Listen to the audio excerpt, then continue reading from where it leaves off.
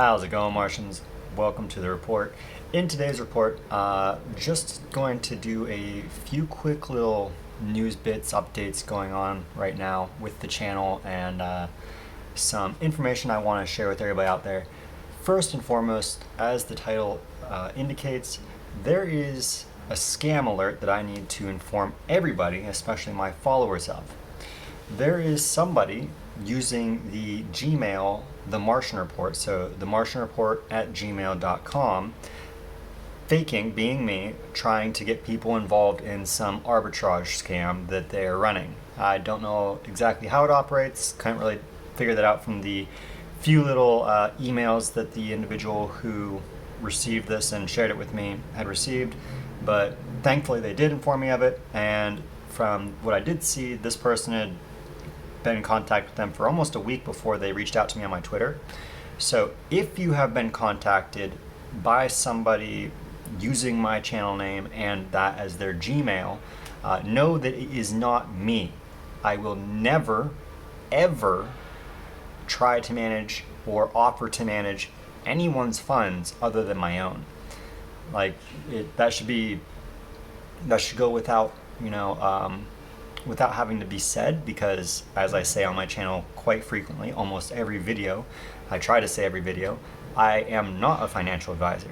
So never, ever respond or even open any emails from that are claiming to be from me. All right, especially the Martian Report at Gmail. That the account, the email that's associated with this channel is not the Martian Report at Gmail, and I'm not going to disclose that because I don't want people blowing up my business email. But the only place I will ever reach out to anybody in my community is through Twitter right now. Now also the Patreon account, but I'm really scarce on there, and we have a Telegram group which I'm also really not active on. I'm really bad about engagement, to be honest, but I apologize to anybody who joined the Telegram groups like, "What is this good never on?" I'm an a-hole like that. Sorry, guys. No, I have a really, as many of you who have contacted me through Twitter or follow me on Twitter or engage with me on Telegram when I was active on it. I have a very confrontational personality. I am very rigid when it comes to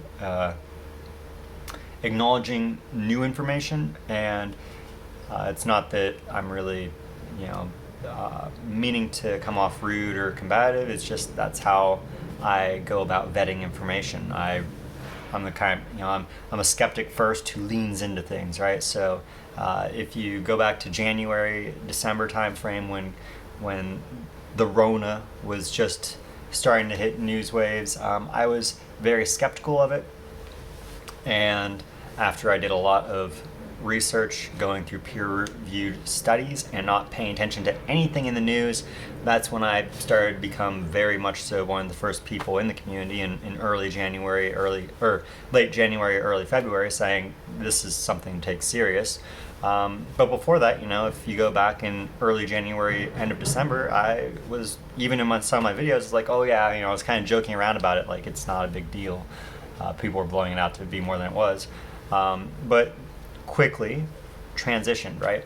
Now that's off topic, but to the point.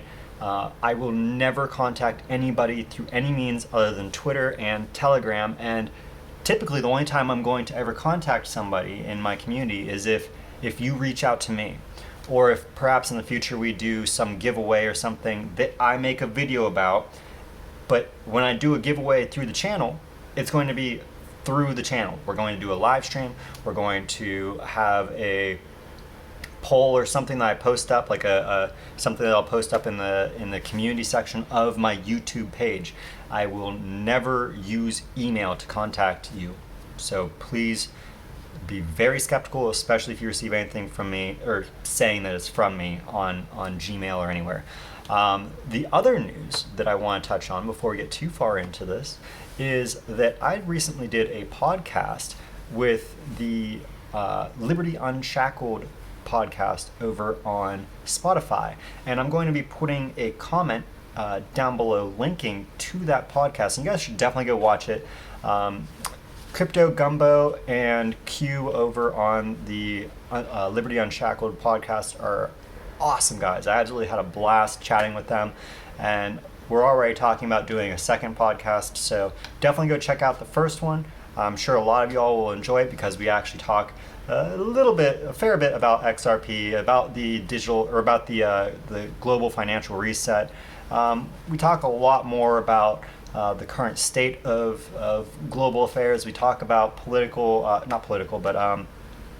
economic structures, and how a lot of times, most people don't actually know about, what most people bastardize terms like capitalism and socialism to mean things that they don't, which, people who bastardize capitalism, they typically refer to corporatism, which is something that I acknowledged that I do a lot on the channel, but that's predominantly because America doesn't live in a capitalist society, or a capitalist economy anymore. We've been in a corporatist economy arguably since the early 20th century, the mid 20th century, if nothing else, or at the earliest, or the latest rather. And then we also talk about how most people, when they talk about socialism, they're talking about communism. It's the same kind of bastardization.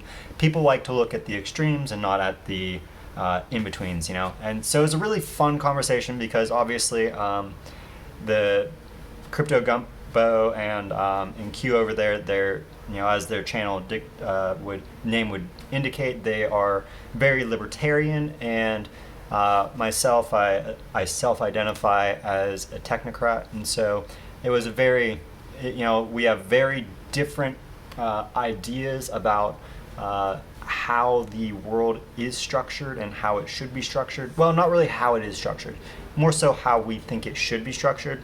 But it was a very civil conversation and a very intellectually engaging conversation. I really enjoyed it, and I'm sure that a lot of you will enjoy it as well. The last little thing that I want to throw into this video is a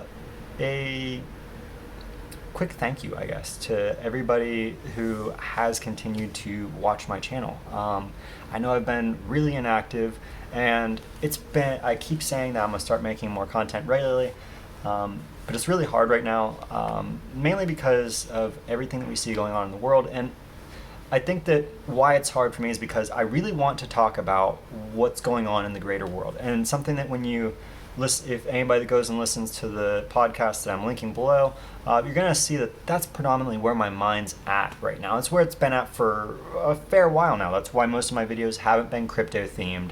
And I really apologize because I know that most of you subscribe to me and follow me because you want information about cryptocurrency. However, I feel that at this point, cryptocurrency is taking kind of a backseat in my mind. It's not to say that I'm not still deeply invested in continuing to invest and follow what's going on with XRP.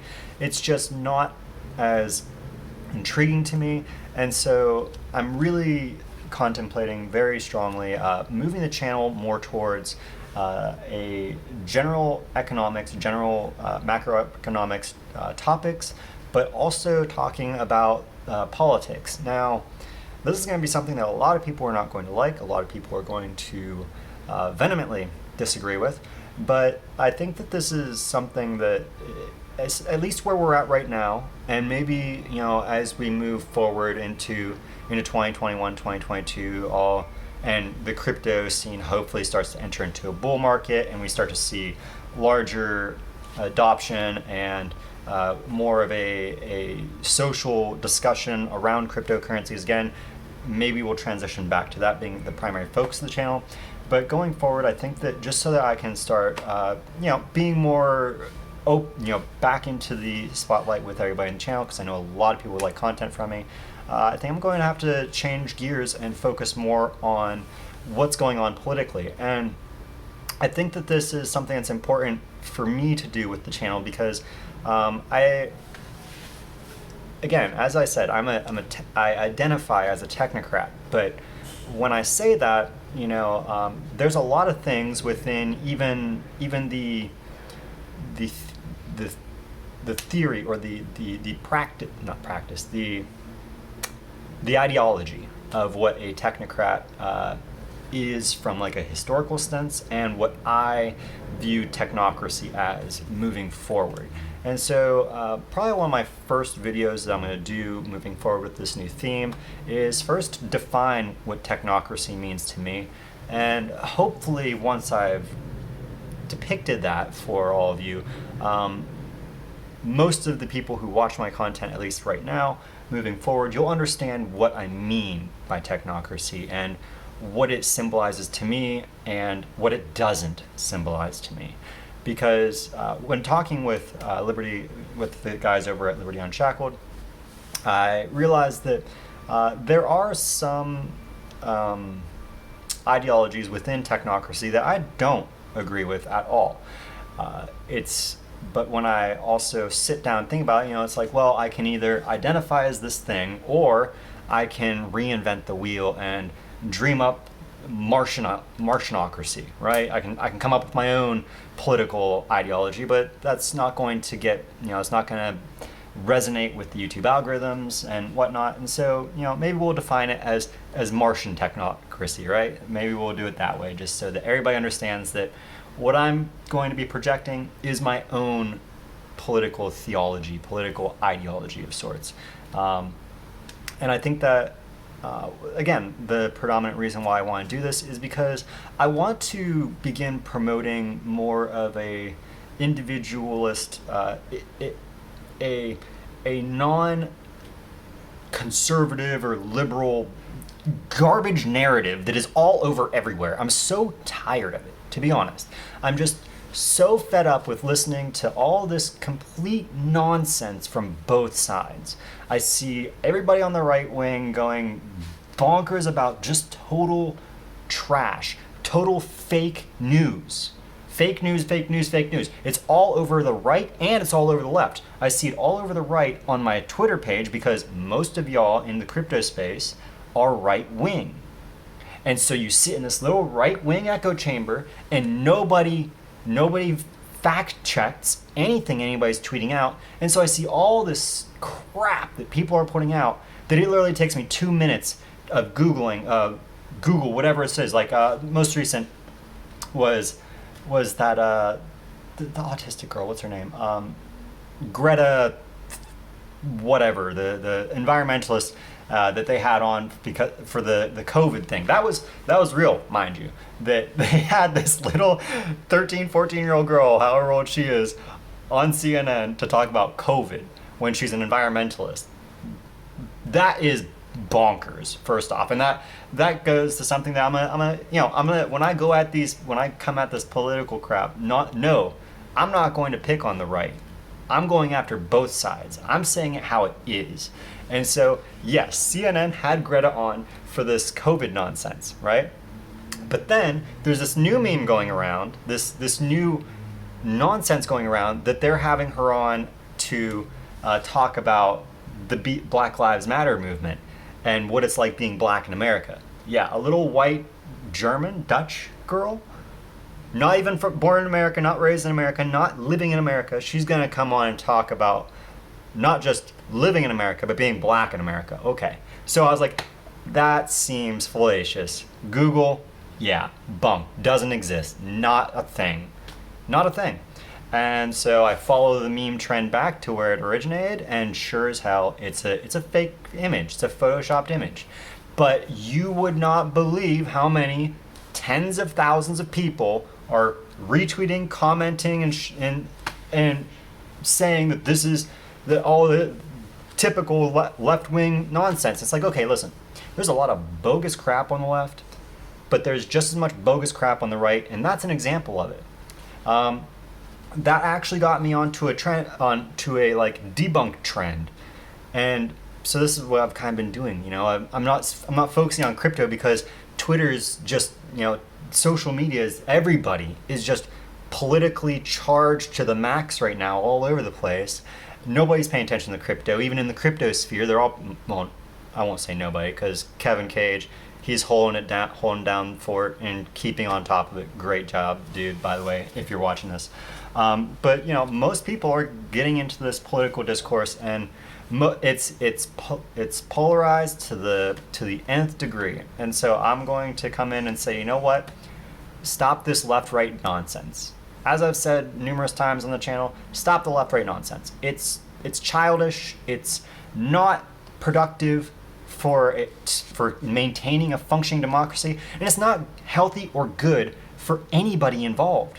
Whether you are an espoused, like, you are so deep into your belief system, whether it's right wing or left wing, both are wrong. Sorry. There is no such thing as one side that's right. Why do you think there's so much argument? Let's be real. Do you really think that people are going to argue with a hard truth? No. You know what people argue with? They argue with half-truths. And they argue with the other half of the truth. But you don't want to hear that that half-truth, because they're using the other half of that truth as a fucking lie. Just like your other half is a lie. And the only thing either side hears is the lies. Nobody wants to talk about the truth involved, that when you combine them, you're like, yeah, this is a whole picture truth. And the reason why I think most people don't want to talk about these kind of things is because, well, then you get into some really, really complicated situations. Some things that the average person just maybe doesn't have the mental aptitude to really work through. But I think that's really important, especially in today's day and age, you know? So where we have all the access to all this information, and yet nobody's really taking advantage of it. And so that's what I'm going to do with these political pieces that I'm going to start publishing. And because I know that I have this left-leaning bias as a technocrat, I'm going to actually begin involving my brother, who is right-leaning, into the channel. And so we're going to start doing topics. I'm going to submit a conversation piece to him to do some research on for like a few days or a week, however long we decide that we want to really dig into one topic, and then we're going to come at each other and see, his right-leaning narrative, what he's going to come up with, solution or answer-wise or opinion-wise, and my left-leaning opinion, and we're going to battle it out. We're going to have because me and my brother are like notorious for having back and forth debates. Our family hates it, but we love it because we both have a very deep respect for each other, and so especially for each other's intelligence and our honesty when we're debating each other. And so I was just talking with them, I'm like, I think that if we really did something like what we just do naturally when we talk, if we did this for video content, because the conversations that we have they get a lot deeper than you hear in the mainstream narrative when it comes to talking about politics. And we don't throw red herring nonsense at each other like you see all over social media, because we know that the second that one of us throws a red herring, the other is going to humiliate them. And we do it, we do this in person, so we're definitely not going to do it on the channel, because we know that we both are prone to be like, I'm gonna call you out on that BS right now. I'm gonna call you straight out on it, and now like 1,000 people are gonna know you're full of BS on that topic, so don't even do it. And we don't do that to each other behind closed doors. And so I'm hoping that we are able to continue that type of honest dialogue between each other whenever we do videos of these type of debate situations. So anyways, getting really close to that 20-minute mark. And again, I just want to go back to thanking everybody for tuning into this channel. We've passed the 1-year mark about 2 weeks ago. It was the very end of May. This channel became a year old, and I expected to only have 10,000 subscribers after my first year. We hit it after not even 6 months, and then I kind of fell back because I first grew faster than I expected, and because of how I split my audience with the Area 51, it also kind of wrecked my algorithm searches. Or it wrecked me as far as the algorithm treats my channel. So now I'm just going to try and diversify or open the channel up to being more of a broader news channel, not just crypto. But do know that this channel will always have XRP in the undertones, and I will continue to try and relate everything that I can to XRP, or have at least a few XRP videos here or there, and the idea being that I want to attract a large political swath, especially a technologically savvy, viewer base, and then introduce those individuals to cryptocurrency, specifically XRP. And so that's kind of the overall narrative that I'm thinking, and how I can best use my platform to help our community grow and to help bring awareness to an asset for people who are otherwise not paying attention to cryptocurrency or not paying attention to XRP. Another thing that I'm going to be doing over the next year is really trying to go back and take a lot of the big news items that we had over the last few years. A lot of people might not like this, but I think that's really important to take a lot of the really big news items that I've covered over the last few years with XRP and bring them back to the focus, to really focus everyone's attention on what has happened over the last year and really build the narrative of where Ripple's going. And I'm going to do this mainly for all the new eyes that I'm hoping to attract to the channel by changing up things, going down a more, I guess you could say, mainstream route as far as what my content's going to be themed towards. So the debates between me and my brother will probably be, hopefully we're going to be able to do this like a weekly thing, but we'll see how this pans out. I'm here in Malaysia, he's all the way back in the US still, so and we're literally 12 hours apart, so it's going to be really hard for us to find an hour block where we can sit down and talk, shoot our positions at each other and see who wins the duel or whatever. To be honest, I doubt anybody's going to win any of the duels, but I think that that's kind of the point. I think that by creating this kind of a narrative and this kind of a direction of the channel, what we're going to do is be able to really show that there is no right side. There is no truly correct side to hold, and this is why it's really important for people to find middle ground. And that's something that me and my brother are really good at doing when we get into these debates. And they usually resolve in that, where we're like, well, I can't agree with this, and I can't agree with this, but we both agree on this right here. And this right here seems solid. And that's usually where we end up building a lot of common ground between us, even though, again, we are technically on the other side of the political spectrum from each other. Now, again, I'm no SJW and he's no alt-right, so you're not going to get that kind of extreme clash. And I'm not really, even though I say I'm a technocrat, I'm not a corporatist, and he is not an economist. The information that he'll bring is more from a historical context. My information is more from a futurist context. So it's kind of that kind of a left-right contention between our ideologies. He focuses on what's happened. I focus on where technology is taking us, kind of thing. And so yeah, already gotten up there a little bit longer than I wanted to make this video. But thank you guys so much for tuning in. I hope you enjoyed. As always, if you're new, be sure to hit that like and that subscribe button. It really helps my YouTube algorithms. And I'll see all of you in my next one, as always, here on Mars.